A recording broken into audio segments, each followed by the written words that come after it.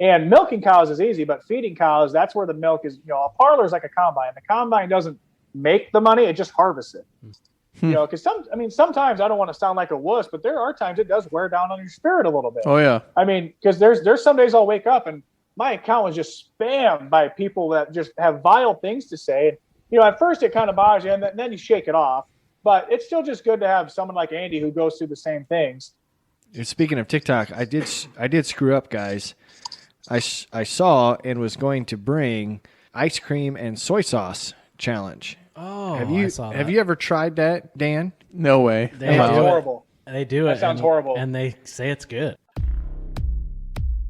There is a podcast in Iowa, Farm4Profit was named by they. Fate stirred up a banker near, then quick came an auctioneer. Making profit was their first goal, oh boy, oh boy, oh boy. Soon may the farmers come to bring us guests and beer and fun. One day when the recording's done, we'll take our mics and go. These formats shook us to our core. With Farm for Fun, you will not snore. The banker set all mics to on, and the mullet of podcasts was born. Soon may the farmers come to bring us guests and beer and fun. One day when the recording's done, we'll take our mics and go. Before we knew, conversations grew. Growing corn even said F you. So won't you join Tanner, Dave, Corey, and crew? Please like, share, review. Soon may the farmers come to bring us guests and beer and fun. One day when the recording's done, we'll take our mics and go.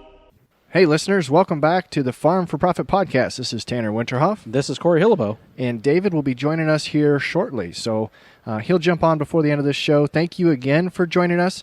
We're doing something a little bit different, Corey, this summer. Everybody likes to relax, have a good time. We're going to do that. So we're going to still have a What's Working in Ag segment today, but instead of a profit topic, we're going to throw another Farm for Fun guest at you. So is this kind of the equivalent of, once a farmer gets done planting, we go to the lake for the rest of the summer? I think you're spot on. This is a total grain farmer podcast during the summer. So we're going to do this from the beach. Yeah, we'll do this from the beach. We'll have a nice little suntan. Getting we should get a Manure Mafia tank. Oh yeah, so we get those good tan lines. Get the pontoon out. So yes, thank you for joining us. Remember, if you have any ideas for topics or guests, send them to farmforprofitllc@gmail.com. We always love the reviews that you leave behind. Today's listener review is brought to you by Ag Leader, Corey. Yeah. Thank you, Ag Leader, for this review. This might be one of my favorite reviews. From The Smoking Gun, that's the name of the person that left this. Dave, Tanner, and Corey are about as good as it gets when it comes to being fun and informative.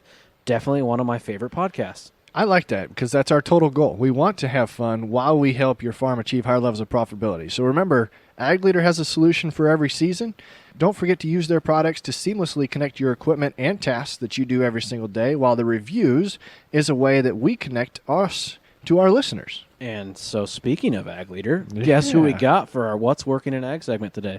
I'm going to guess that it is Brett from Ag Leader. Brett, welcome to the show. Give us a little background about yourself. Yeah, man, it's really good to be here. Yeah, background about myself. I grew up on a farm in northwest Iowa. After college, went to Iowa State for 6 years and went to work for a planter manufacturer in Kansas. And then after almost a year and a half there, my wife found her dream job in Des Moines, brought us back to Iowa. And I've been working at Ag Leader ever since. So just coming up on my 10th year at Ag Leader in August. So we're happy to have you on. And the first question I want to ask you is, we've been reading this advertisement here for the last couple of weeks saying that there is a full farm solution for every one of your needs. What does that actually mean? Yeah, the Ag Leader has been in business for well over 25 years, and one thing that we have always worked hard to produce is precision ag products that work across the entire farm. The biggest differentiator is just that right there that sets Ag Leader apart. Corey runs Ag Leader on his farm, so he can attest to this as well, but it's not just a yield monitor. It's not just a planter monitor. It's not just a sprayer controller. That in-command display that we currently offer and that Corey runs, it can be used on every operation across the farm. So that helps keep the cost of your precision ag systems down. And the most important thing that I think a lot of people overlook is when you're only using a display once a year, there's a lot of learning curve that you kind of have to remember. How did I do this last year? But when you use it year round, it just becomes something that's second nature and pretty simple to do. So we focus a lot on the ease of use, and that full farm solution is part of how we keep it easy. Yeah, I can attest to that. We've used Ag Leader displays and GPS steering for years, and just a couple years ago we got into using it to help with tiling, but then also the biggest thing that we did a couple years ago, and I got with Brett when we did this, was we upgraded our old planter and made it new again. And so we got hydraulic downforce, electric drives, all that kind of stuff, and we got some trials out. So let's talk about these tech trials that we're doing. I know you got some data from our farm this spring, don't you, Brett? Yeah, I'm going to maybe talk about what we do with the tech trials first. Yep. But across the entire product line, right now we're kind of focusing on our planting products, but we run various products in a variety of tillage conditions. Farms across the U.S., and Corey, your farm is one of those, but what we're looking for is where do the Ag Leader products provide the greatest return on investment? Who do they work well for? And those people who already have them, how do we help them best use those products? So, like for example, Corey, one of your trials is running SureForce in manual, which simulates running airbags or springs, and then we have 2 different automatic modes. And depending on soil conditions, one of those modes may be best for you, and a different mode might be better for somebody else in no-till or in strip-till. So that's not only providing a service to people who haven't quite made the jump and are maybe shopping around for precision ag technology, but helping people like you who's already invested in it and helping them use it better. So really phenomenal program. And your trial that I've got some results in, actually just hot off the press, I got them about 15 minutes ago. Your planter, Corey, is equipped with SureDrive, which is our electric drive that runs the factory meter, and SureForce. So SureForce is a hydraulic downforce solution. But one of the values of SureDrive is eliminating all the chains. If you got a ground drive planter, it eliminates that. So we get smoother rotation of the meter, gives you a little bit better singulation, and it also combined with SureForce, it takes out some of the vibration in the system, which also gives you better spacing. So I'm sure you've heard of our newest planter product called SureSpeed, which is designed to provide perfect spacing, but it's also not in everybody's budget. So we can improve spacing with the system that you're running, Corey, or if you want to take it a step further, go with SureSpeed. The results off your trial, I've got some COV measurements here, which COV is coefficient of variation. Some guys will use a standard deviation, but what COV is just the standard deviation divided by the average or the seed spacing. Okay. So that kind of standardizes the reading, and it's not skewed by if you're planting, say, 30,000 or 34,000 or 36,000 seeds an acre. But your COVs came in at 5 mile an hour was a 0.349, 7 mile an hour was 0.39, and 10 mile an hour was 0.38. So really not a major difference between 7 and 9, but that kind of helps us understand at what speed does the spacing fall off. And we'll use this type of information to compare same speed trials that are planted with SureSpeed to highlight how the spacing compares with these speeds with a system that's designed to handle it versus one of the factory meters in a gravity seed tube. Yeah, I can tell you I had a new horse on front of the tractor this year. Last year I couldn't quite achieve the 10 mile an hour, and this year I could. That was fun. You got to pay attention to what's going on. You'd be moving. Yeah, so that's great. Thanks for the updates on that. So do you have any row-by-row summer savings going on with Ag Leader? Yeah, right now is a great time to buy. Not only are the products exciting, but your system that you're running on your planter, the SureForce and SureDrive, that's eligible for $150 off a row. That goes through the end of August. And if you're interested in SureSpeed with SureForce, which is the newest system, you have that same discount available, $150 off per row. Now, if you're only interested in one of those things and not getting the combination, you're still able to get $100 off a row. So if you're just looking at SureForce, or just looking at SureDrive, or just looking at SureSpeed.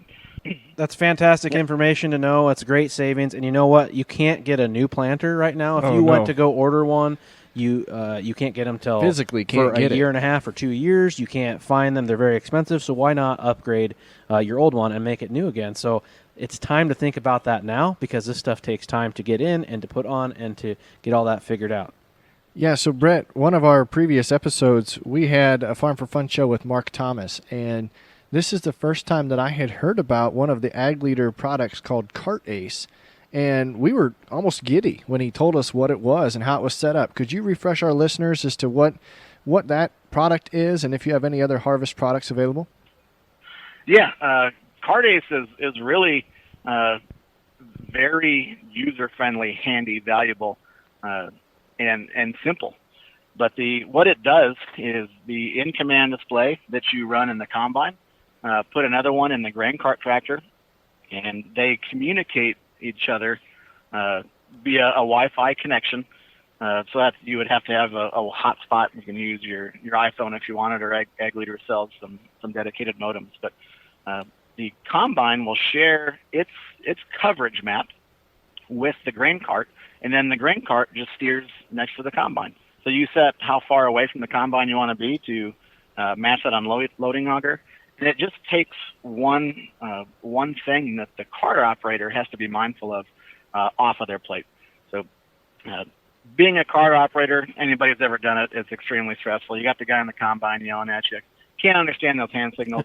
So when you can eliminate having to control steering left and right, it gives you more time to focus on where you need to be fore and aft. Makes that job easier, and not only is it easier for the cart operator, but the guy in the combine is now less stressed. So it just makes for a better operation all around. And if you've got the displays, and if you're already using DisplayCast, that's a free option. There's no expense to it. It's just there. So that's one thing that's pretty cool about Ag Leader products. We really are committed to helping the farmer, and we're not always out just trying to figure out how we can make another buck. So we don't have to buy another unlock. That's awesome. Correct. Yeah. So Corey, I think you're probably set up to run this too if you've got a display, Ag Leader display in the combine. Yeah. Yep. We'll be able to do that. Along with we've got this new sensor that goes in the grain tank. So if you're using Cart Ace, when you unload the combine, it will identify when the grain level, or when that grain tank's completely empty, and then the yield monitor just counts up how many bushels are in the grain tank. So the person in the grain cart can see how many bushels you've got on the combine at any time.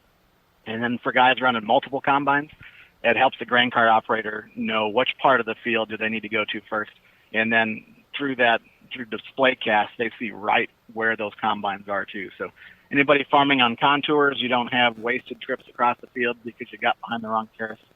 On my farm, where it's all straight rows and small fields, my sister can wait at the end of the field in the grain cart until it's time to come unload, and that helps us avoid some compaction. Cool. No, I think that sounds like another great option. That's a great option that I didn't know that I needed. Now I do. So, how about any other harvest products you want to highlight? Yeah, it's not Cart Ace, but very, very similar, and they kind of fit right together. But I've been farming for 10 years, and it's my sister and I running the operation together. She drives the trucks to town. I run the combine, and we have the Agfinity app, so she's got the Agfinity app on her phone. And that's all we got to do is put it in the phone. She logs into our Agfinity account, and I can see where she's at, how fast she's going. Again, a very simple feature, but when I don't have to call her and ask her where she's at, she's not as stressed, and just it helps us get along so much better. I often tell people that one feature, it's probably why I'm still farming with my sister, because we're not getting frustrated with each other. But if I can see that she's waiting in line at the elevator, I can choose to go do maybe some shorter point rows. I can shut the combine down, grease stuff. But if I see that she's on her way back, I'm gonna keep going. So it makes us more efficient, and we get along so much better too. And I don't have to call her and hound her on what's her location. that's not the way I thought this What's Working in Ag segment was going to go, but pretty much everything you've talked about today, Brett, is reducing stress levels on farmers. And I was not expecting it to go that way. That's another ancillary benefit to the products that Ag Leader puts out there. So if our listeners want to reach out to somebody or get a hold of somebody about what we talked about today, what's the best way to do that? If you're interested in any of the things we talked about, agleader.com, right at the top of the page, there's a Find a Dealer button. Type in your zip code. That'll give you your local dealers. If you're just interested in kind of watching how some of these things are used, I'm constantly posting on Twitter. Follow me at Dealer Farm. Spell that for us. Beeler, Buehler. Okay. And everyone listening, I'm sure, knows how to spell farm. And Brett has 2 T's. There you go. As I wrote only 1 T down, so very good. No, thank you, Brett, so much for joining us on this What's Working in Ag segment. We also want to thank Ag Leader for sticking around and being a partner of the podcast with a true belief in helping farmers achieve higher levels of profitability. And as we learned today, trying to reduce stress levels, Corey. Yeah, if you can reduce stress, I mean, we're working these long hours. Every little thing that can take stress away helps that go a lot more efficiently, less breakdowns, and less big whoopses. Yeah. So, well, thanks again, Brett. Yeah, thank you guys. All right, let's roll right into the first Farm for Fun show on the Farm for Profit episode of our summer series, Corey. I like this. Fun and profit at the same time. Let's go. So if you're expecting a profit episode right now, you're wrong. I mean, it's kind of a profit episode. Absolutely. It's the happy hour spinoff. Absolutely. So we're having fun this summer, taking a little bit easy. All the other farmers are going to the lake on vacation, right? And Dave joined us. And Dave, yeah. Oh, yeah. Popped in. So perfect. Why don't we go ahead, Corey, and meet our guest today? Okay. Shut up and sit down. Today on our Farm for Profit, Farm for Fun summer series, we are staying right here in Iowa to what seemed to be a hidden gem of advocacy until February 27th, that is. On that date, this man joined the TikTok world. Since then, he's accumulated over 229,000 followers and educated over 4.6 million people about agriculture with his focus on dairy.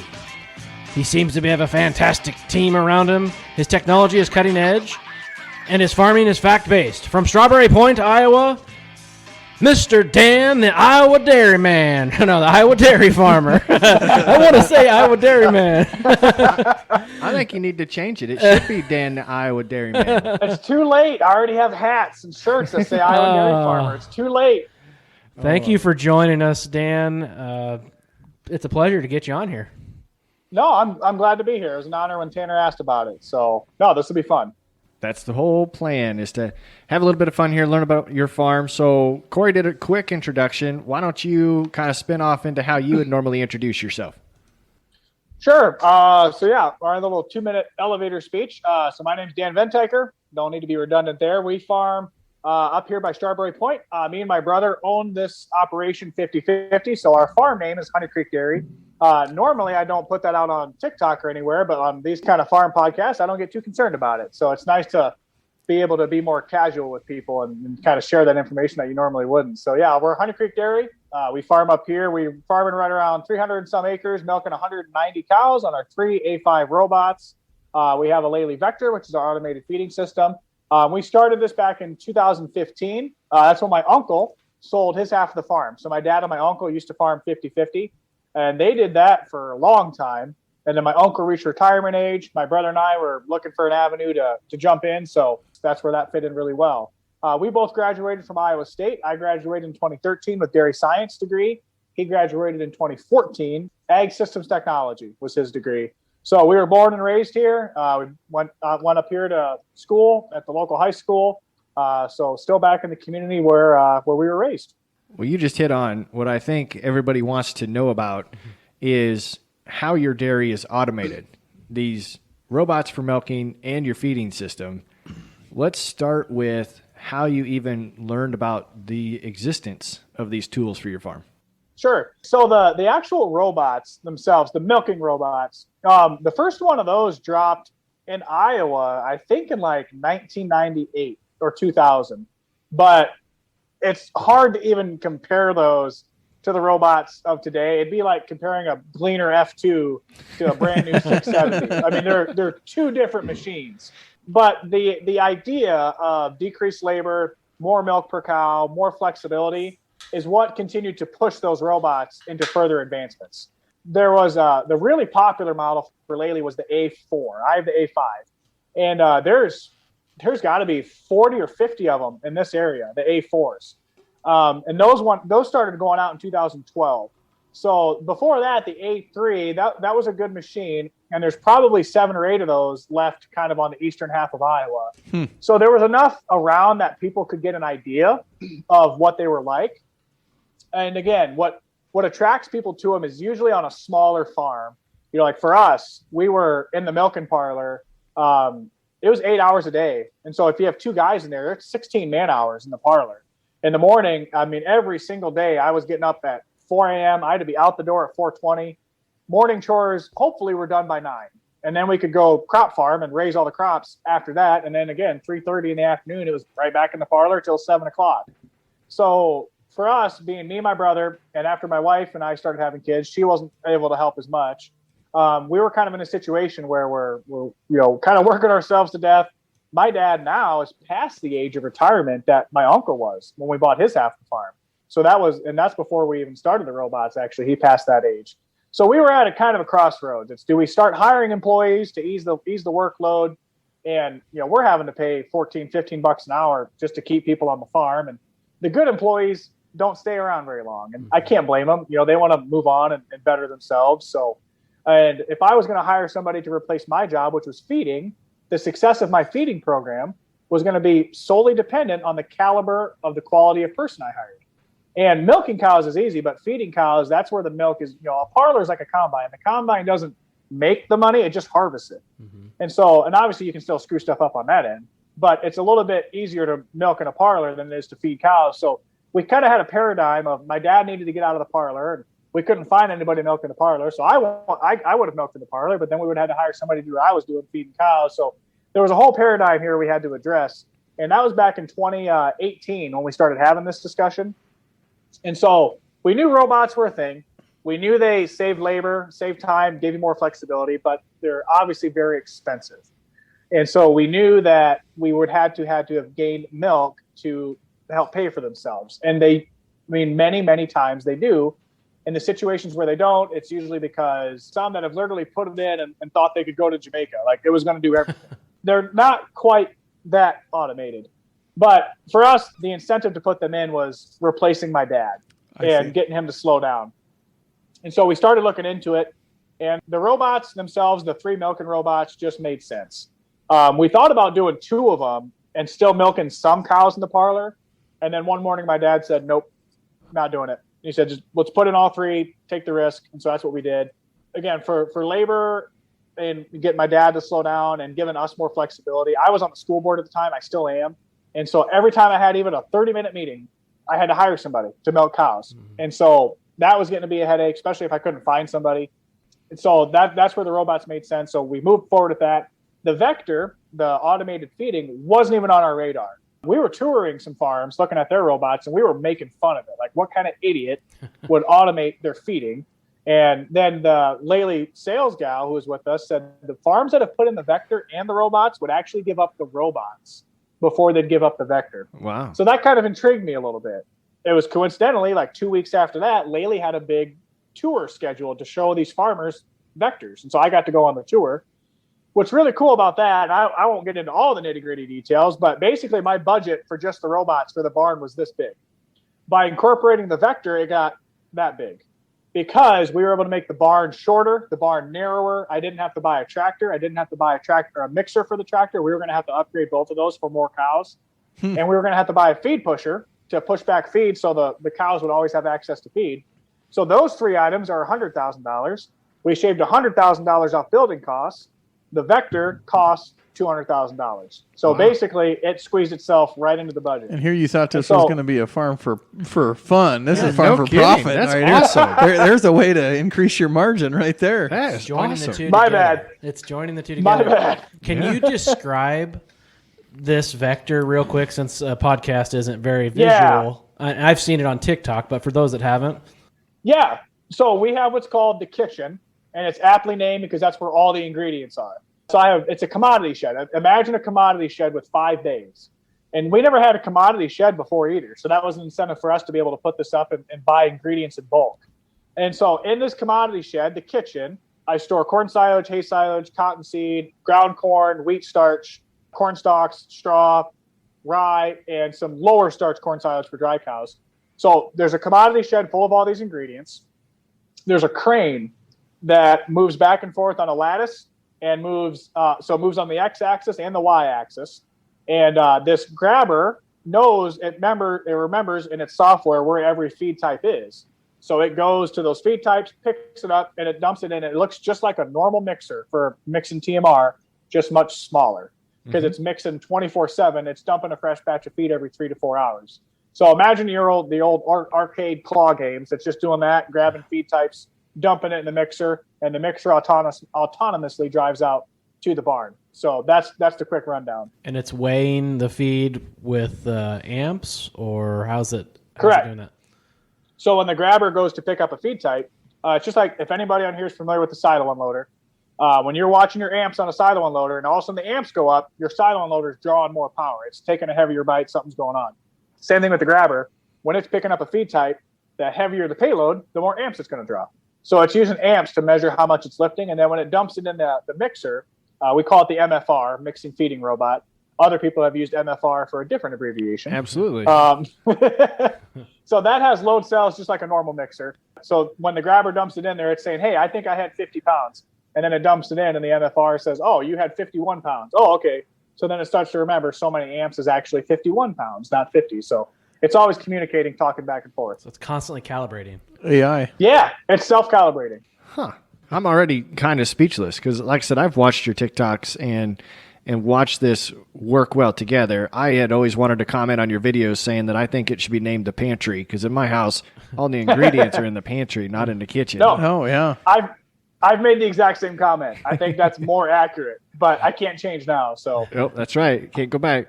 But it is fascinating to watch it work together. And I've tried to think of other aspects to where this could work. Obviously, Corey, in your hog barns, the system automatically puts feed in the self-feeders. Yeah. You still have to go in and check and monitor.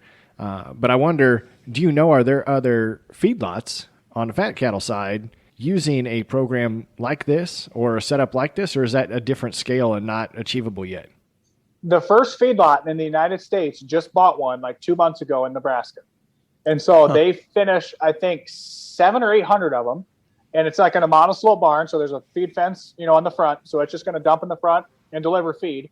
And they're off of TikTok. Somebody contacted me and was asking about it. He's a beef guy. He's like an hour west of Pella. I can't remember the name. But they're actually like a cow calf. Okay. They're very heavy on genetics. So they have a portion of their herd that's always in the barn. So I'm not sure exactly how the situation works, but they're putting one in. The sell for beef guys, and I can't speak for this firsthand, but what they tell guys is you can shave 2 to 3 weeks off of your finishing time by using the vector for steers. So that's how they pay for it, is for decreased feed costs. And it's by dumping feed more often. They're driving up intakes, which promotes a better average daily gain. Yeah. Very interesting. So we're going to find out if it's true. That farm in Nebraska put one in, and there's a few dozen across the pond, and that's where they claim their studies have proven that. But it'll be everybody's going to be watching that feedlot in Nebraska there to see if it holds water. Well, it behooves the company to make sure that it gets implemented correctly and put out there. They don't want to see it fail either. So no, absolutely. And we were the first one in Iowa, and so I mean they were really I don't want to say like monitoring us, but they wanted to make sure everything worked well because now there's one going in 8 miles away, and the neighbor across the road, like 2 miles away, came and looked at it for his steers. And so, I mean, once one person gets it, it kind of starts to spread in that area. So, and I imagine that you obviously you justified it on the building costs and more milk, but on the labor side of things too, you've had to, return over and over again, haven't you? I used to spend my mornings pushing poop and mixing feed. I went to school for dairy science, so pushing poop I was putting 1,500 hours a year on a skid loader. Now I'm putting in, I think, like 200. So I did not go to school to drive skid loader. That was not fun anymore. My mornings, probably half of it was spent mix and feed. So every bit of 2 to 2.5 hours was just mix and feed. And now, boy, an hour at the most is all it takes me to fill the pantry, fill the kitchen. That's all the longer it takes. So it's a huge time saver. But in the same concept with the robots, it's not even the time it saves, it's the flexibility. If I'm gonna, if I have something going on, all of a sudden I get to the barn and shit's hitting the fan, something's going wrong, I don't have to go get in the tractor and mixer, forget about what fire I need to put out. Cows are out of feed. I got to go mix feed. This gives me the flexibility that if something happens, well, I'll fill the kitchen when I get to it, as long as it's not out, obviously. But even if it is, I can just go put one bucket in to keep it going while I address whatever other situation I might have. And last winter, we had like Monday to Thursday, we had like negative 25-degree temps, blizzarding conditions. I put enough feed in the kitchen on Monday to get me till Thursday or Friday morning. So for 5 days, I never opened a door. I never touched a tractor. We never did anything other than just work with the cows and the robots. They work at 25 below? They do. Well, the Vector is in a cold shed. So that got really cold and it kept working. But the robots are inside of a robot room inside the barn. And heat from the utility room is pumped into the robot rooms. Okay, nice. Because the bulk tank compressor generates a lot of heat. So, and the barn does have some roof insulation. We'll cap like 80% of the open ridge to trap some of the heat. So, no, I think the coldest it got in the barn was probably like 15 degrees, 20 degrees, which everything will keep moving. It's cold, but it worked. Nice. That's really cool. I imagine there's got to be some side benefits as well. Like when you have extra time to be flexible, maybe you're a better manager of getting feed ingredients bought at a better price or sourced at a better place. Spend more time with your wife and family, and drink more beer. Can drink more beer, and Where do you think the 3 kids under 3 came? That's exactly right. Let's take a little pause here and taste a beer. Now, since this is a special episode for the Summer Fun Series, this beer was given to us by one of our listeners. So this was, I believe the username is Riverbottom12. Mm-hmm. Riverbottom. Right over here in Cambridge. Yeah. Yep. Was up visiting family, and this is from Goat Ridge, which is a brewery in New London, Minnesota. So just outside of the cities. The can is huge. Goat Ridge Brewing. And this is the first time I have ever heard of a India Pale Lager. So we're not doing an IPA. This is an IPL. Interesting. Thank you. Let's give this one a taste. All right. That's smooth. Light, crisp, easy drinking. And Dave's still shaking his hand. It's not bad, Dave. This is not an IPA. Dry hop with aromas of orange and peach. It's like mixing dry wine and beer together. It's got like the dry aftertaste where you're like... I like it. I could get that. I think this is very smooth. Yeah. That's a good first one. I think you said huge wrong, isn't it? Huge. It's huge. I mean, I can't get my hand. It takes 2 hands to get around this can. It's like what are those big? Yeah, it's tall boys, but it's a wide boy. It's a fat boy. Not a liter. What do they say it is? It's 750 milliliters. Reminds me of that Foster's beer. That's it. Yes. 23 IBU. Goat Ridge. If you want to keep track. All right, that was a good segue. Thank you, Riverbottom 12. Yeah, thanks, Bill, for putting that out there. We've got a couple more to try here, but back to Dan. I mean, I can see why your TikTok account has the following that it does. Just sheerly the coolness of the robots. But I also think one of the ways that you've been able to grow and sustain is the way that you engage with your audience. And I think that's really cool because not everybody has the patience to do that. Yeah, it's something that I never had much interest in getting on Facebook and Instagram. I don't know why. It just seemed like I had tried some stuff on Facebook quite a long time ago, but it almost just comes off as an echo chamber sometimes. I mean, the people that follow you are people that already agree with you. So I just kind of lost the zeal for continuing and doing stuff on there. But what is cool about TikTok is it shows your content to people who might have never seen it. You know, like the For You page, the most random crap comes across that thing sometimes. You know that as well as I do. Yeah. And so it does a really good job of getting your content in front of other people. And as far as patience for dealing with people, I don't know. That's something that my wife for a couple of years now has been telling me ever since we heard of TikTok, which is quite a long time ago. it's something she kind of really pushed me to do, because I've always had a passion for apologetics, or kind of debates, or talking and making my pitch towards why XYZ is better than this or that. And so it's something I did when I was in FFA back in the day. I did FFA stuff in college too. And so the talking aspect of things got really refined for me and honed in there. So that's where I really was able to develop those skills. And so that's kind of what got me to be able to do this, honestly, is probably FFA. And you see I wear a lot of FFA shirts because I have like 20 of these shirts because I get so many of them for free. I still have them from like state fair days and stuff. My wife is really what pushed me to get onto TikTok, just because she knew it was something she thought I'd be good at. And for like a whole year, I didn't do it. I'm glad she finally pushed me into doing it. But so how much of the content is she coming up with for your page? Oh, the dancing? I'd say, I mean, not a whole lot, but definitely there's a few. The dancing ones, yep. But and honestly, she's kind of my editor. There's been a few I was like, hey, look at this TikTok, and she'll look at it and go.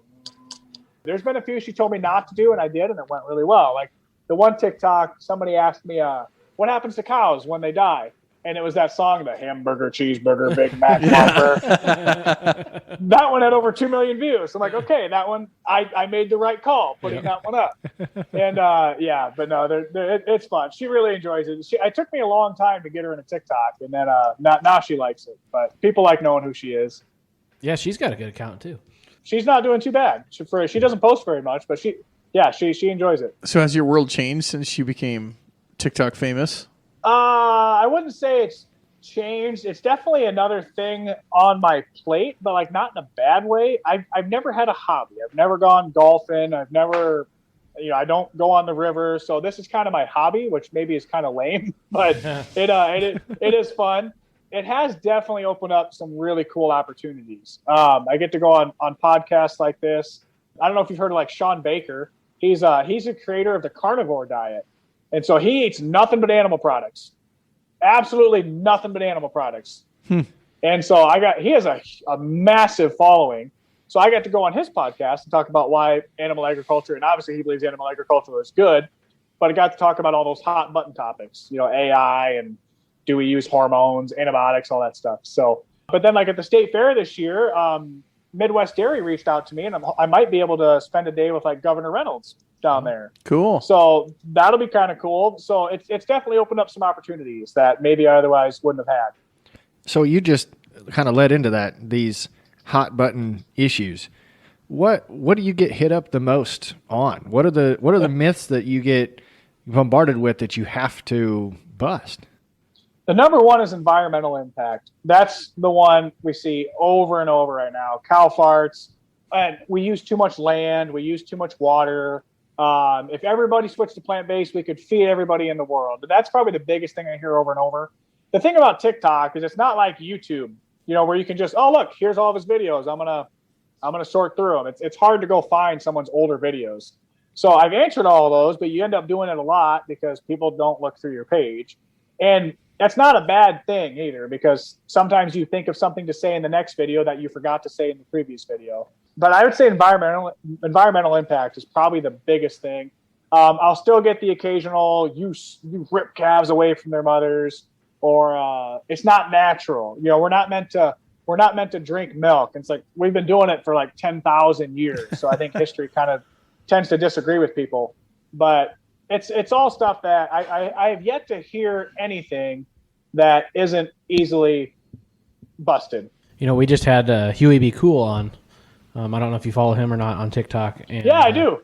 They migrated over to the United States because where he was from in the Netherlands, they bought them out of their dairy, and because of the cow farts and everything, so they came over here to Iowa to continue. Yeah, continue.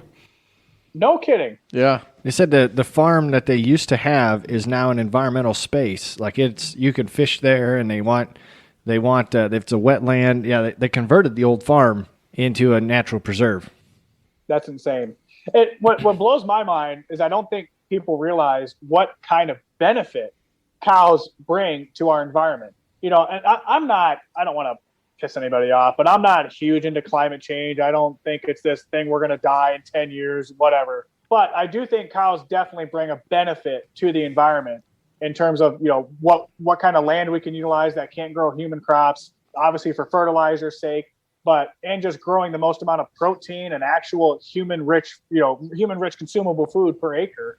But we get so caught up in, cow farts, and they don't understand any kind of environmental cycle, what happens to methane, how you recycle. Everybody's so scared about CO2, but they don't understand how many million metric tons cattle recycle compared to if cattle didn't exist. Because corn, it's like 30 ton per acre. That's a lot of CO2. Yeah. Plant a whole section of cabbage, you're going to get like half a ton per acre. Like, good luck telling me that's going to get rid of the CO2 fast. Do you guys think that colleges, universities are teaching this? Is it a learned attribute that people are being more natural resource management and ecologically friendly? Well, I would assume that students get to pick classes along a degree line, and they're going to pick something that interests them or is buzzwordy or something along those lines. So I'm assuming it gets taught, but I think it's a lot on the student's choice of maybe they think the class is easy or this is a class that I can relate to. Oh, I see. Did you have to take any classes like that? I think it's professors who have no business saying their opinion. Yeah. I know a lot of professors at Iowa State that would, all of a sudden I'd get done talking to my friend in some Western philosophy class or something, and this professor went on like a 20-minute rant about how antibiotics in our food supply are causing premature puberty in kids. That person has no business talking about that. Right. And then all of a sudden, everybody in that class views that professor as an expert. Well, clearly she knows what she's talking about. And a lot of it is just propaganda from like Cowspiracy. Oh, yeah. That's probably the number one thing I see on my TikToks is somebody will say some snarky comment and then watch Dominion, then you'll know the truth. Or watch Cowspiracy, then you'll know the truth. Yeah.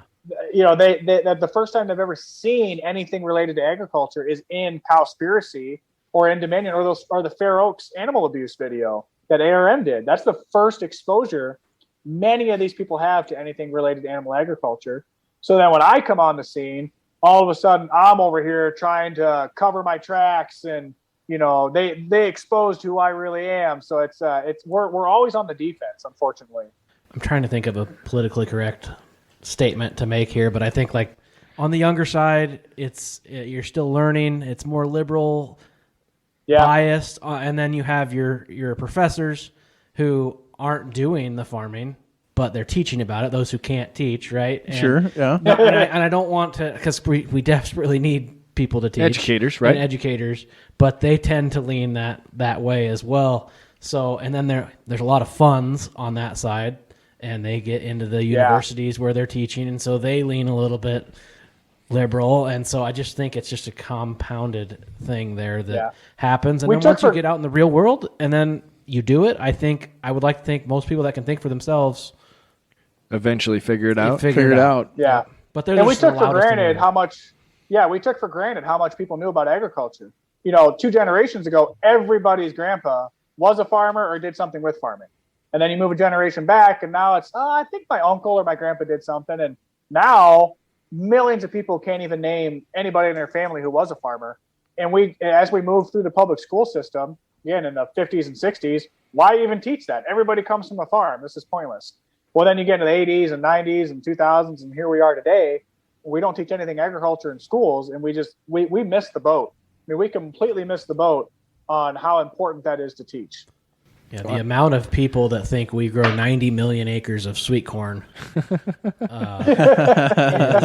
is actually pretty ridiculous. Well, how many people think corn is just poisoning? And the kind of disappointing part for me is how many farmers I get, and they're more ranchers because they're on the western side of the country. I guess out there you ranch instead of farm. Mm-hmm. But they'll come on my page and talk about, I'll do some TikTok about, we feed our cows corn. Corn is fine. Corn's good.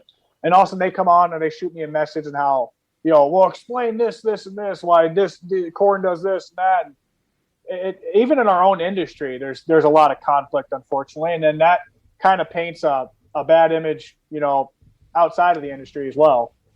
Was at a softball game last night and talked to he's almost retired farmer, but anyway, been farming for a long time and was reflecting on his days of playing baseball, and his coach would get mad at him when the boys would show up either smelling like hogs, smelling like cattle from the dairy, or covered in hay because they'd been baling. But almost the entire baseball team was doing this because they were tied to agriculture. Yeah. Now I guarantee you look at a baseball team put together, and there might only be a couple of farm kids, if any, now working through the summer.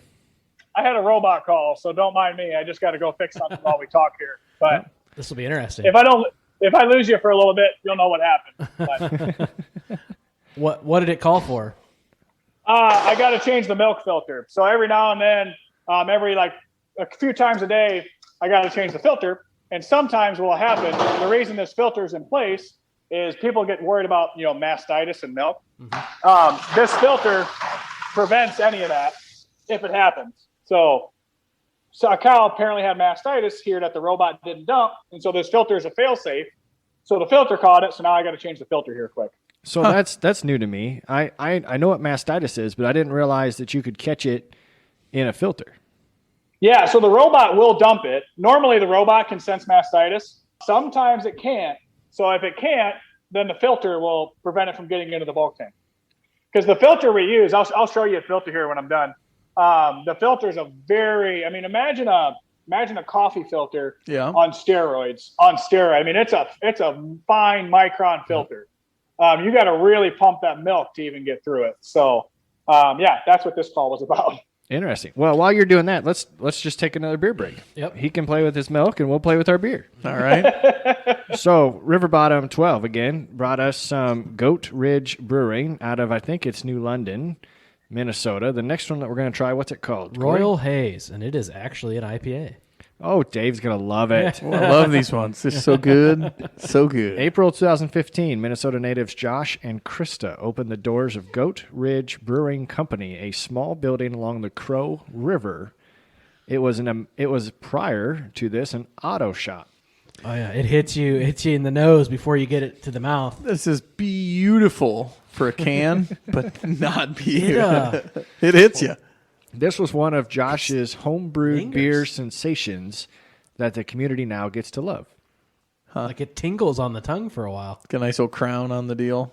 It's not crown. 35 IBU, so that's like 13 or 12 more IBUs for whatever that means again. Yep. than the I was last going one. to say, what's the IBUs again? It's the more bitter it The gets. bitter. Oh, the more Yeah. bitter. We need like a 0.2 IBU. I did have a chart drawn up. I never did get it posted of Dave's taste for Oh, yeah. beer based For, on IBUs. IBUs.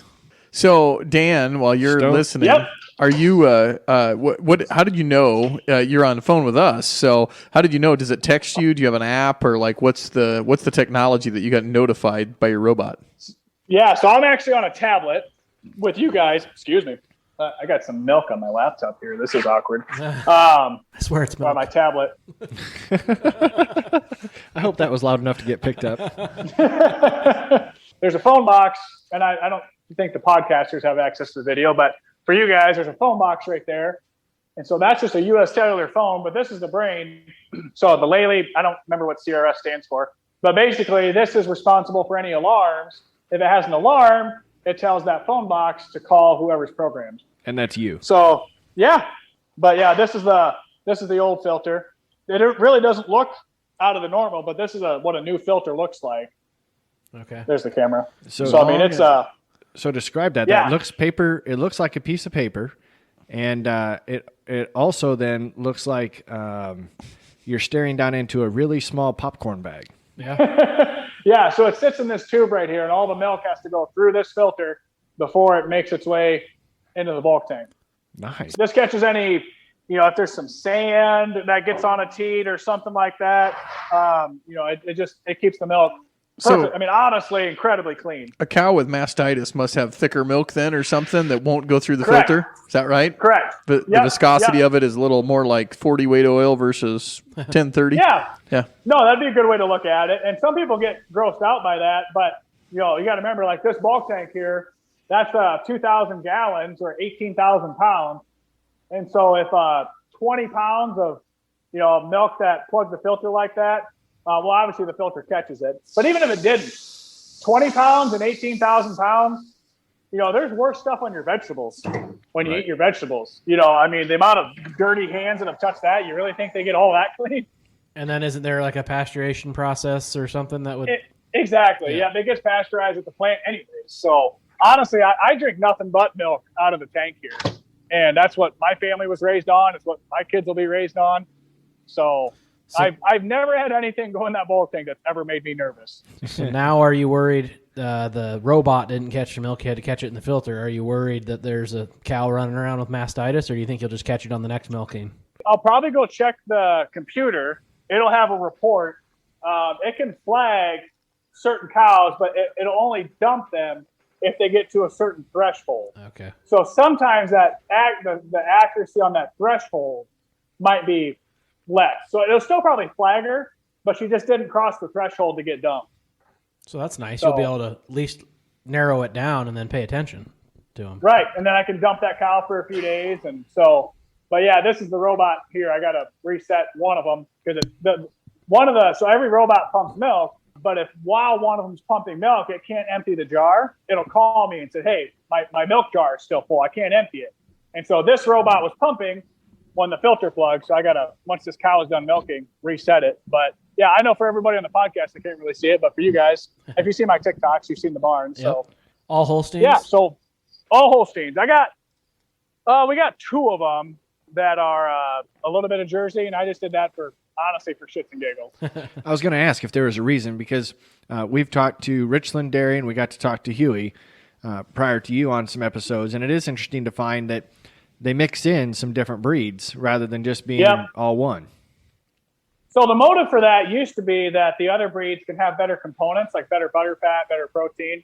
What we're finding out with these, obviously we're all Holstein, but what we're finding out with the technology like the Vector and these robots, putting the right kind of feed at the right time in front of them, we can actually get their components to be just as good as a crossbred herd. So Holsteins get more milk. So if we can get good components and more milk, that's more money in the bank for us.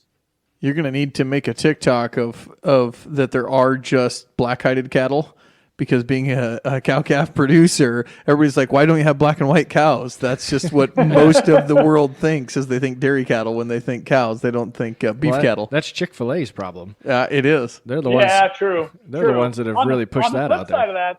On the flip side of that, what I always get, like whenever we talk about cow-calf separation, whenever we say, the cows just don't get upset when you take the calf. They say, yes, I do. I've seen it. I grew up on a farm, and when we took the calf away, the mom tried to kill us. Like, that was probably a beef cow, not a Holstein. Oh, yeah. Uh-huh. So when people think of the cow-calf separation thing, all they think about is beef cows. Holsteins couldn't give up flying, when we moved the calf into the calf barn. Yeah. Yeah, I saw that TikTok about the baby. The mom, I think it was a new mom, had one the other day, and she was just laying there with not a care in the world. And even when they do stand up and lick it off, honestly, I can walk in front of the cow, grab the calf, walk it out, and she just says, "Cool, I'm gonna go eat." They absolutely couldn't care. It's a stark contrast from a beef cow. You got all kinds of tech there. What's next in your dairy operation, or on TikTok for that matter? I wonder that every day where things are going to go. I went to a precision dairy conference in Minnesota last week, and they have AI, artificial intelligence, that they can put in the barn. Like, so, in my barn, you can see it here. They just put a camera like up there in the rafters, and that camera can detect whether a cow is standing, whether she's laying down, whether she's standing in the stall, whether she's standing here eating, whether she's actually eating. I don't know how they do it, but they're using that technology to monitor cow comfort, cow welfare. So that's pretty neat. But then also, like in those parlors on those really, really big farms, they can use this AI to determine whether milkers are following milking protocol. So that AI will look at the milkers in the parlor, and it can monitor. They're supposed to use one towel per cow when they're prepping cows. It can monitor whether they wiped 2 cows or 3 cows or 4 cows with the same towel, or whether or not they didn't. So instead of having to go back and watch like 12 hours of footage and see if your employees are doing their job, the AI will just record when it flags something worth recording. So I think the artificial intelligence side of things is going to get wild. I don't know what the applications are going to be like for that, but like if it can identify whether a milker is cleaning cows with the towel, imagine the field applications, what that AI could identify out in the field. If you're planting corn, it can identify a rock or identify a weed or identify this. I think the applications for that are going to get pretty crazy. Yeah, I grew up on a farrow to finish hog farm, and I still have to adjust to when people say AI, that they're not talking about artificial insemination, that they're talking about intelligence. So always got to reframe my brain there for a little bit. But Dave, I just read a book, Future's Coming Faster Than You Think. And in that, it talks about when you're walking down, a street or something, and everybody puts their advertisement in the window to come in their store, that the cameras will notice that, Tanner's walking down and knows that he likes bourbon whiskey. And so automatically it will change the display in the window to reflect what you like. If you like Nike, it'll put Nike on the mannequin. And so it will automatically change. And it's probably not too far away. They'll just make the display, holographically different. Well, we had a conversation with Chad Colby. Yeah. And they were talking at Agritechnica that one of the displays was a learning. So you would walk up there and put your face in the camera, and then it would show you all the things that it watched you do at Agritechnica on the way there, which was creepy, but ultimately a really fascinating way we look at this. And then we also interviewed Tim Hammerich and talked about the future of ag and the AI with harvest loss monitoring, and just all the aspects that I think you're hit the nail right on the head, Dan, of where it can go from here is almost as far as the imagination can take you. Yeah. And ultimately just to make us more efficient and hopefully more profitable. Yeah.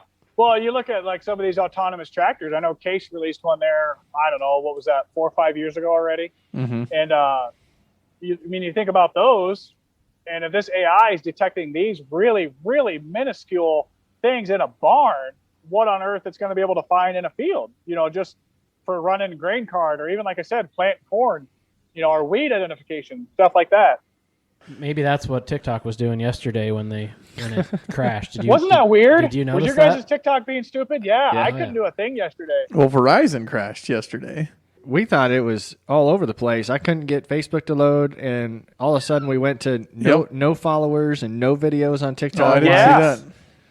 Yeah, that was... I was like, China's coming now. Oh, my goodness. They're watching. They're watching. So one of the things that we had jotted down as a bit of a joke, but do you ever get it to where people try to tell you that you're running a sexist farm because all you have are cows? I've never gotten that one, but it is amazing how many people have no familiarity with terminology. I don't post a lot on Instagram, but I did recently just start putting TikToks on Instagram. And one of the comments was, I see all those cows are dehorned and castrated. Do you want to talk about how that's inhumane? And my head just kind of, what? No. So yeah, right. Well, my little reply was, I'm not going to reply to a person who doesn't know that females can't be castrated, and then that was the end of the discussion. That was going to be my question: is how do you decide what to reply to? If it's somebody, there's some comments where I see an opportunity for a funny video to make fun of them, because that's TikTok. The reason if I do have a large following, part of it is because some of those things are just entertaining. So some people do follow for the entertainment aspect. Other people follow for the educational. And if you can come out of both, we make some kind of edutainment. But if there's some comments that are just nasty, I usually just let them keep posting their nastiness for everybody to see, because some people delete those comments. I like letting those militant vegans spam my page with all their nasty comments, because then people can see, here's me pushing an animal-based diet, lifestyle, and here's what a person pushing a plant-based style looks like. Which one of us looks more sane? Yeah. And it's pretty easy to figure that out. And if you reply to those, it would be, sometimes you're just giving them more clout than their 10 followers that they have. Yeah, right. And a lot of them only have 10 followers. But if anybody asks a genuine question and it's really good, I'll always reply. I did have a guy the other day. He was blaming me for the collapse of the small family farm because I'm rich and I can afford robots and they can't, and now I'm running them under. And that kind of comment, I was just like, no. Like, you think my grandpa back in the day didn't have a bathroom, but the neighbor did? Should my neighbor have kept shitting outside because my grandpa was? Like, that doesn't make any sense. Right. Yeah. So, but yeah, those kind of things I don't reply to. But if somebody has a genuine question and they have no idea, I will always reply. But if somebody has a stupid comment, if it's so stupid, usually the really stupid ones are the ones I make fun of. The so stupid ones, I just let go. Right. Yeah, somebody had a comment on one of my videos yesterday that said something along the lines of like, you young whippers never been through hard times or something like that. And I was like, I don't even know what to say to that. Is that, I mean, are you proud of that? Like, good for me? I don't know. You don't know anything about me, Yeah. you know? Right. How is the actual dairy industry as far as markets and all that goes? I know it was down pretty good for a while. It's still not great. We're very blessed to be with a good co-op. We sell our milk to Prairie Farms, and so they're consistently paying $2 to $3 higher than all the other co-ops. Part of the reason for that is they call it a base program. It's more like a quota. So my quota is 18,000 pounds a day. So if I go over that, I don't get paid as much. Dairy farmers are their own worst enemy, and it's probably not much different in row crops. But when milk prices suck, we ship more milk. When milk price is good, we ship more milk.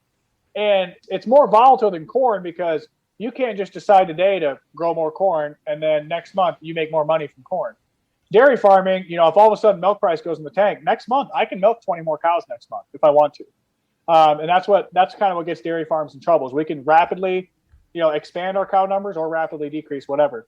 So Prairie Farms quota system ensures they do not have more milk than they need so they can afford a better pay price. Other plants like DFA or AMPI, if all of a sudden a lot of farms calve in a bunch of cows or a lot of farms hit a good weather streak and milk production goes up, those plants don't need the milk. They're going to pay farmers less to encourage them to ship less. But what happens is farmers start shipping more to compensate for the lower price. So for us, if like what's on the Chicago Board of Trade is like 16, 17, we're usually 18, 19. So if it can just stay above 17, I'm going to be sitting happy for the rest of my life. So you mentioned ingredients earlier with that. How important is it? I always heard growing up, that's dairy quality hay or stuff like that. Is that true? Do you absolutely need that, or is like the vector more important of having just good ingredients in front of them all the time? That is make or break question. The vector will take good forage and amplify those benefits, but if it's bad, there's nothing you can do. Alfalfa is kind of the queen of forages. It used to be. Anymore, corn silage is really starting to become the name of the game. So alfalfa can provide good protein, good digestible forage. But on my cows' diets, here I'm sitting in front of the computer. I look at everything on a dry matter basis because I'm not feeding water. But on like a per pound, I'm feeding 70 pounds per cow of corn silage and only 13 pounds per cow of alfalfa silage. So we're feeding a very heavy corn silage diet. And I'm not making this up. We used to just feed whatever the Pioneer salesman dropped off or whatever the Golden Harvest salesman said, yeah, this is a good corn this year. All your neighbors bought it. None of my neighbors' dairy farm. And then we started buying corn from Prairie Estate Genetics. They're one of a few companies that focus on dairy corn silage.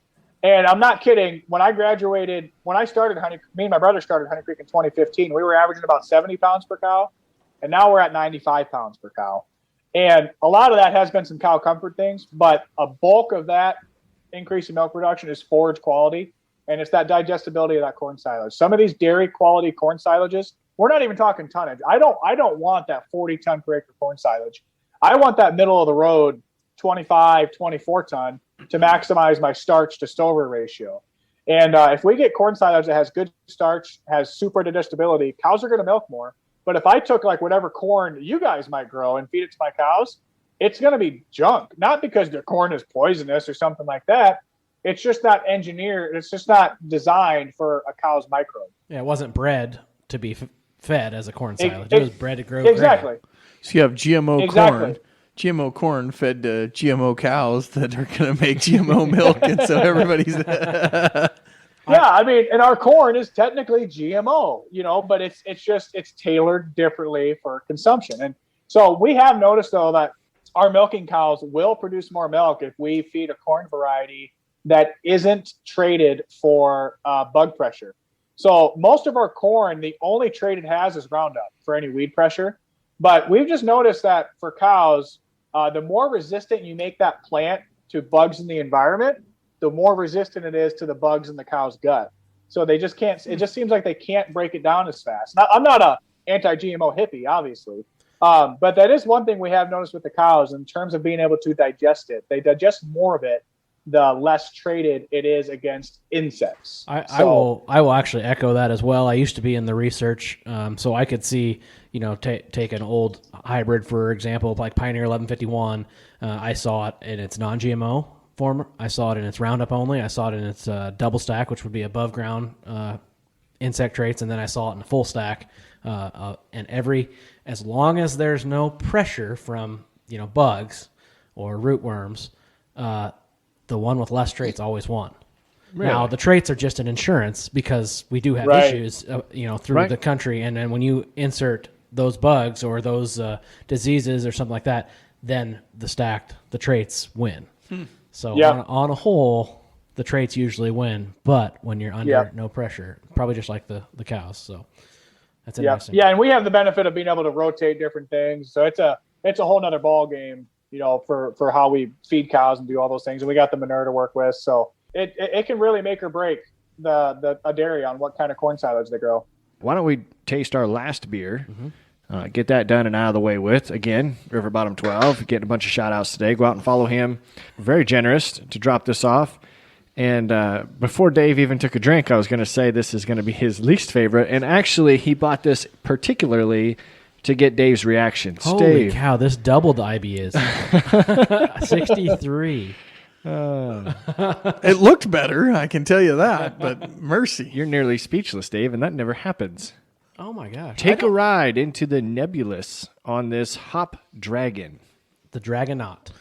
The Dragon. Bill, dog on you. Boasting layers of tropical fruit, Jiminy Christmas, fruit, melon, and lemon. Wow. It is definitely bitter, but I don't know that it's double the bitter from the last one. It's got a dragon flying on the can with an astronaut riding the dragon with a couple of hops hanging off the dragon's bottom, kind of like bull balls on the bottom of a car. All Minnesota-grown barley, oats, and wheat to lend to a soft mouthfeel.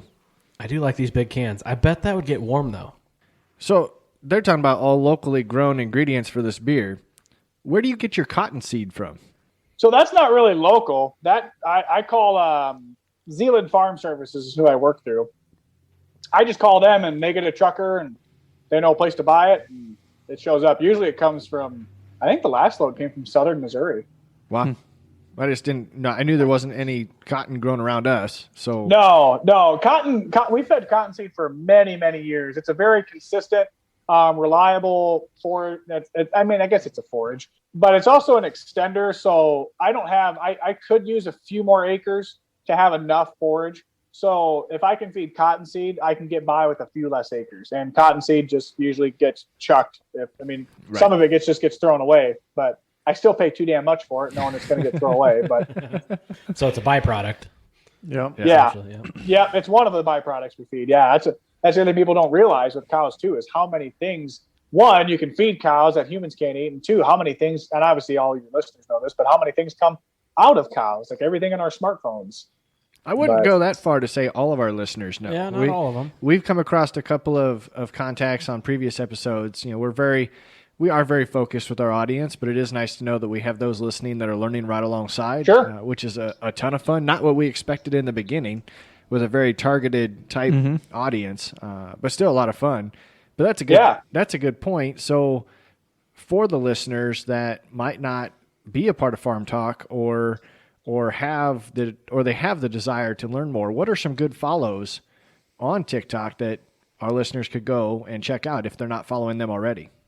Yeah, so Megan_Dairy Girl. So Megan Dairy Girl is a good one. She actually is only like 40 minutes from me. Nice. And I actually got on TikTok because I saw she was on TikTok. I was like, well, if Megan can do it, I can do it. That's another reason I got on. But Megan's great stuff. And then so Big Farmer Andy is one in Australia. Around this area, you got like Richland's Dairy. Not around this area, but in the U.S., you got like Richland's Dairy, T.R. Jones. He would be cool. I think he moved away from farming, if I'm not mistaken, right? Mm-hmm. Right. So he still has, the family still has a dairy themselves, but he's now working on a vertical farm growing produce. Yep. Yep. So yeah, he used to post a lot of cool stuff, and then I know there's some other ones I'm just blanking off the top of my head right now. But yeah, you can just look up any dairy hashtag and find a lot of creators. Who's the coolest person you met along the way? You talked about some people that you don't want to ruffle their feathers. Have any real standouts that you met through TikTok? I've become really good friends with Big Farmer Andy down in Australia. I'm trying to make some kind of effort to take a vacation and go down there and hang out with him for a while. But it's just, they do things a lot different, but he's just a hell of a good guy. So and he gets a lot of vegan attacks, militant vegan attacks. So it's just good to have somebody else to, because sometimes I don't want to sound like a wuss, but there are times it does wear down on your spirit a little bit. Oh yeah. I mean, because there's some days I'll wake up and my account was just spammed by people that just have vile things to say. And, at first it kind of bothers you, and then you shake it off. But it's still just good to have someone like Andy who goes through the same things. And it doesn't bother me so much as it more bothers my wife. I mean, she's concerned about my kids seeing stuff on social media that call their father a rapist and a murderer. It's because they're not true, but it's still just hard to see someone you love called those things. Right. But I guess that's what a lot of people in politics probably experience too. But it is what it is. But yeah, Big Farmer Andy's a cool guy. I have gotten to talk to T.R. Jones a little bit. He's got a massive following. So no, there's a lot of good people out there. Speaking of TikTok, I did screw up, guys. I saw and was going to bring the ice cream and soy sauce challenge. Oh, I saw that. Have you ever tried that, Dan? Are you suggesting you put ice cream and soy sauce together? They're pouring soy sauce over the top of vanilla ice cream. No way. That's horrible. They do it. That sounds horrible. And they say it's good. Every TikTok that I've seen, there hasn't been a negative response to it yet. Every TikTok you've seen. Everyone that I have sseen trying that trend states. And they're all like, no way. No way. Can't believe it. Don't believe it. It's going to be gross. All right, we got to try it now. I did. I screwed up. Right. I should have brought it. I'll try it. I'll try it, and I will do a blind reaction TikTok, and we'll see if I'm the first one that hasn't liked it. You better tag us in it. It's going to be huge. Or since we're orchestrating it's going to be like huge. We should start a chain. There we go. 12, we should start a chain of it. We'll do a bunch of Okay. If I do it, then every one of you has to do it on your TikToks. Oh yeah, I'm we'll game. do it. I'm game. Like I said, I screwed up. Deal. We should have done it together, but I can't believe it because it's one of those to where I've tried the mustard on sweet corn. I've tried, which that's not bad either. I've enjoyed that one. A little pepper. Somebody just gave me what the hell did my brother give me? We were at my sister's place. Oh, mustard on watermelon. He swore he saw it on TikTok and it was amazing. It was awful. Absolutely awful. It was awful. Or Shark Farmer does Velveeta cheese on apple pie. On apple pie, yeah. Yuck. It's not terrible, but it's not needed either. The weirdest one I'll do is Doritos and cottage cheese. That's not weird. I don't think like that's weird. That. I'll scoop the cottage cheese up with my Doritos. Good. Yeah. No, that's the weird. I just use Doritos as a spoon for the cottage cheese. Okay, so here's a summertime. We're doing summer fun. How do you eat your corn on the cob? Your sweet corn. How do you eat it? Are you typewriter? Like a normal, sane person from left to right. Yes, left to right. Yes, left to right like a typewriter, not around. Nope. And not random. Yeah. Not like a toddler. Like a normal adult. Yes. Left to right. My 7-year-old is still in toddler mode where it's a bite here and a bite here and a bite here and a bite here. Like this just seems like what about cutting it off? Serial killer.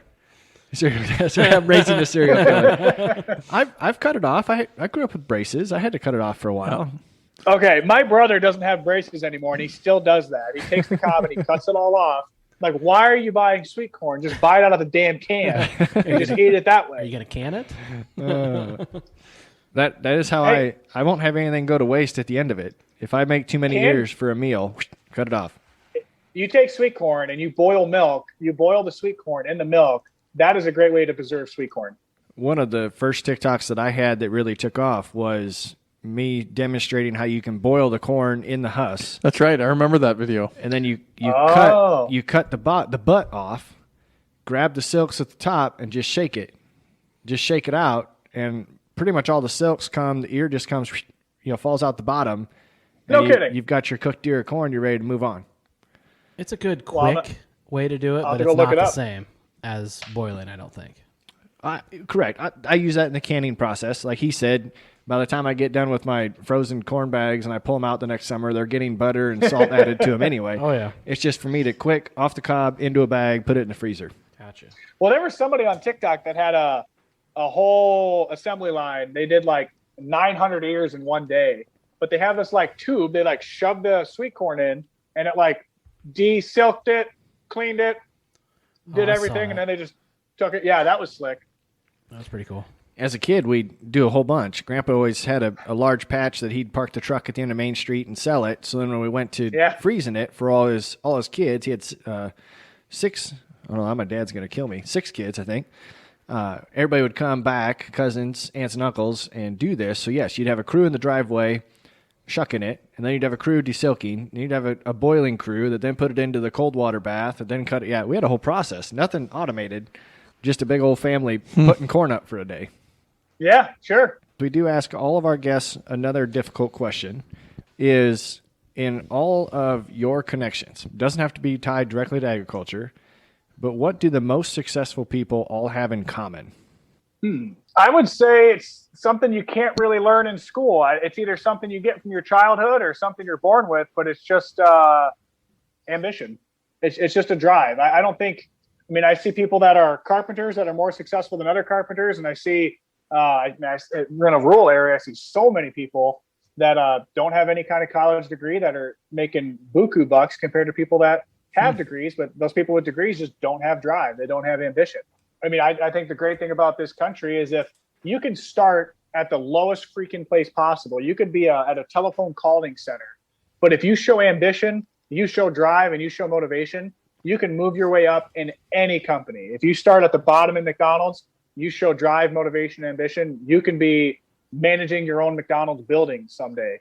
So I don't know if I can get much more specific than that on what makes them have those things. But I think the people that have those just naturally lend themselves to see opportunities, and if they don't see them, they create them. And I think that the people that do that are the ones that, and even people, you know, that were raised in less than ideal scenarios. I mean, if they have that drive to better themselves, they're going to do it. So I don't know how you teach it. I think it's just something people have, or sometimes they don't. I've got 2 questions that I thought of during that, and you might, Tanner, you might have to put these like back in the front of the show. We're good. So we jumped right into robots. I don't think we talked about the dynamic of your farm. You know, what your wife's role is on the farm. What's your role? Do you have any other employees? How does that look? Like I said earlier, my brother and I are 50-50 for Honey Creek. My dad still has a place on the farm. He raises the calves, and he's kind of the, hey, we need this, or hey, can you go get that, kind of the gopher. But he still does a really good job of, you know, maintaining the calf barn. He actually, when he was in high school and out of high school, he did the calves. So now he's kind of come full circle to what he used to do as a kid.